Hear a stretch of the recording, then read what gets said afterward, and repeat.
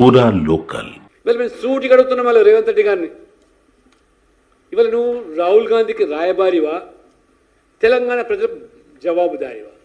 ముందు తెలుసుకోండి. తెలంగాణ ప్రజలు ఓటేసి నిన్ను గెలిపించారా, లేదా రాహుల్ గాంధీ మెప్పు కోసం ఇవాళ నువ్వు పనిచేస్తా ఉన్నావా? తెలంగాణకు ముఖ్యమంత్రివా, రాహుల్ గాంధీకి బంటువా? మాట్లాడితే ఉదయం లేస్తే రాహుల్ గాంధీ జపం తప్పితే ఇతరత్ర లేదు. అడుగు వేస్తే అడుగు తీస్తే రాహుల్ గాంధీ జపం. మీరు ప్రజా దర్బార్ అని చెప్పి ప్రజలు మభ్యపెడుతున్నారు. ఒక్కరోజు తంతుతో ముఖ్యమంత్రి గారు ప్రజా ధర్మాన్ని అటకెక్కించాడు.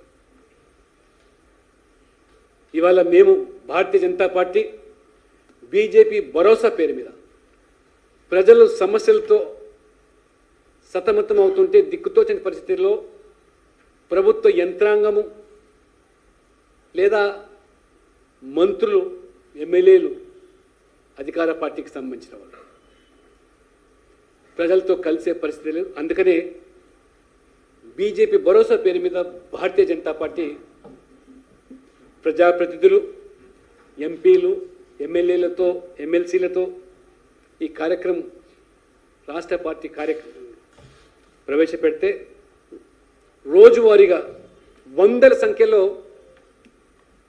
ప్రజలు తమ సమస్యలు గోడు ఇక్కడికి వస్తూ ఉన్నారు.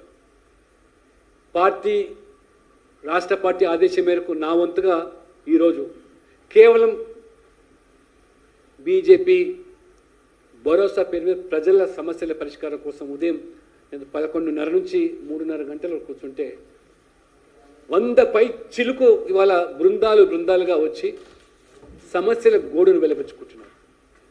ఎక్కడికి వెళ్ళినా లంచం ఇస్తే కానీ కార్యాలయం అడుగుపెట్టే పరిస్థితి లేదని చెప్పి ఆవేదన వెలకెక్కుతున్నారు.